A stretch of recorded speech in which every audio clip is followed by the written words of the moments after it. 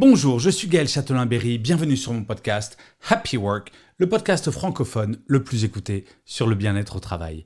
Eh bien, aujourd'hui, j'ai décidé de vous parler d'un sujet très important. Comment manager votre manager. Et oui, je ne sais pas si vous le savez, mais plus de 50% des démissions sont dues non pas au désamour que l'on a pour son entreprise, mais au fait que l'on ne s'entend pas avec son propre manager. Et oui, avoir un manager qui nous tape sur les nerfs, eh bien, ça peut nous faire démissionner. Et pour autant, si jamais c'est le cas, ce n'est pas une fatalité. Eh bien non, chers amis, vous pouvez manager votre manager.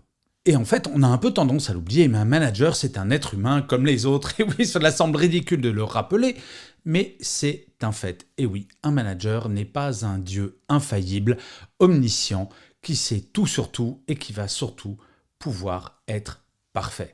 Et donc, je vais vous donner 5 petits trucs pour pouvoir mieux manager votre manager. Le premier truc, c'est essayer de comprendre votre manager. Comme je le disais en introduction, on a souvent tendance à penser que notre manager est quelqu'un d'infaillible, de parfait, qui doit absolument tout savoir, surtout qui doit absolument être à votre écoute en permanence. Eh bien non, votre manager est un être humain comme les autres, avec des défauts. Et si ça se trouve, la nuit d'avant, son petit dernier a fait ses dents et l'a empêché de dormir et c'est pour ça qu'il est mal aimable.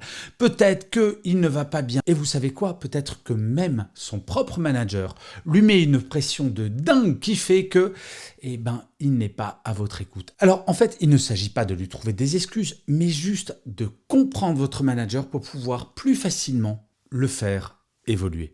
Le deuxième truc, c'est oser parler à votre manager. Très honnêtement, dans votre vie personnelle, si jamais l'un de vos amis arrive une demi-heure en retard à un dîner que vous aviez prévu à 20h30 et vous aviez prévu un soufflé et tout le repas est plombé parce que votre ami arrive en retard, vous allez lui dire que vous n'êtes pas content. Eh bien, votre manager, c'est pareil. Vous avez le droit de dire à votre manager ce que vous pensez. Il ne s'agit pas de l'engueuler, il ne s'agit pas de lui dire de façon arrogante ni violente, juste de lui dire de façon posée, écoute, si jamais on pouvait changer telle ou telle chose, je pense qu'on pourrait travailler de façon plus efficace.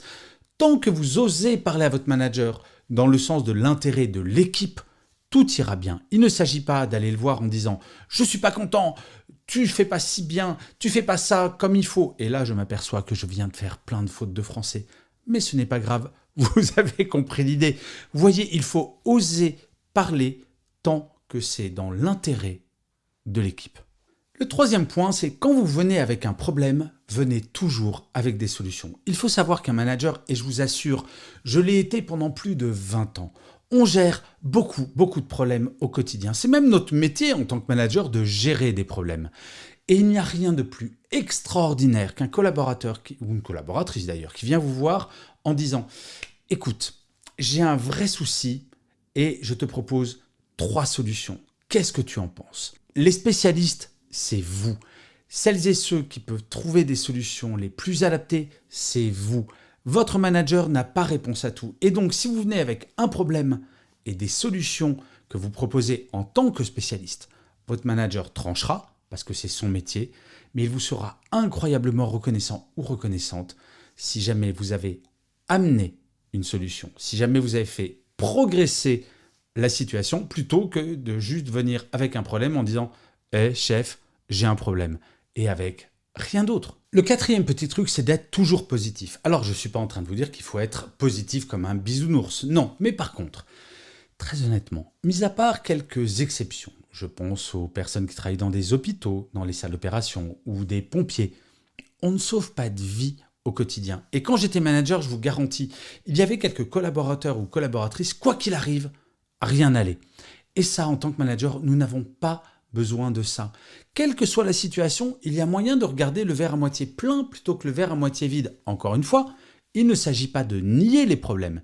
Il s'agit d'arriver avec des solutions plutôt qu'en arrivant vers votre manager ou votre manageuse en disant « On va jamais y arriver, c'est une horreur, on va jamais y arriver ». Non, être positif, ça veut dire toujours penser qu'il y a une solution plutôt qu'aucune solution.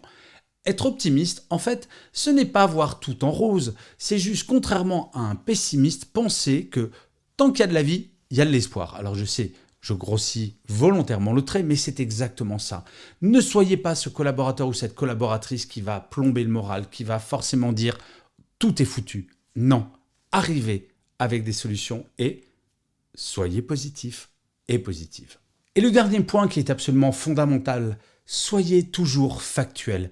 Et oui, il n'y a rien de pire qu'un collaborateur ou une collaboratrice qui vient vous voir en tant que manager et qui vous dit « je n'aime pas, j'ai le sentiment que, j'ai entendu dire que », bref, que des émotions. Alors, je ne suis pas en train de dire que les émotions ne sont pas importantes.